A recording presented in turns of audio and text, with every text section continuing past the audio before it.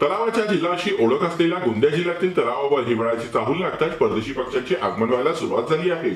यात अर्जुनी मोरगाव तालुक्याच्या शिरेगाव बांध, नवेगाव बांध, बुटाई, शृंगार, बीट टोला, भुसारी टोला, भिव खिडकी, माहुरकुळा, मोरगाव आदी तलावावर ग्रे लेग गुज, petition Eurasian vision, Gadwal Gargi, common pochard, red crusted pochard, whistling duck या स्तनधारी पक्ष्यांचे मोठ्या प्रमाणात आगमन झाले असून हे विदेशी पक्षी मित्र व अभ्यासकांचे लक्ष वेधून घेत आहे।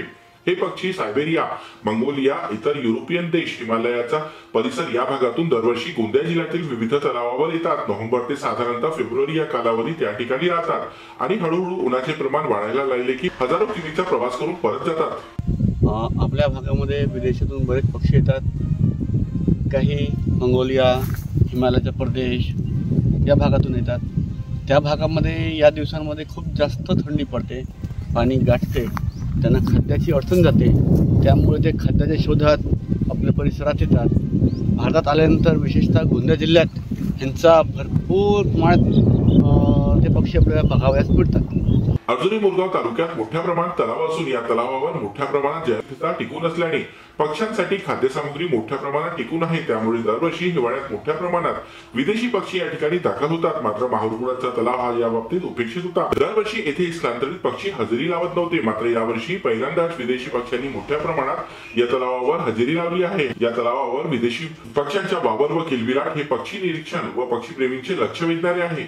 गोंदिया जिल्ह्यात विविध प्रकारचे तलाव आहेत आणि या जिल्ह्यात दरवर्षी हिवाळ्यामध्ये विविध प्रकारचे आपल्याला विदेशी पक्षी पाहायला मिळतात। बाहेर देशातून आलेले तसेच बाहेरच्या राज्यातून आलेले विविध पक्षी या भागातील या तलावांवर गर्दी करतात। आता या क्षणी आम्ही अर्जुनी मोरगाव तालुक्यातील बीट टोला या एका छोट्याशा तलावावर आहोत आणि या ठिकाणी विविध प्रकारचे पक्षी आम्हाला या ठिकाणी दिसले।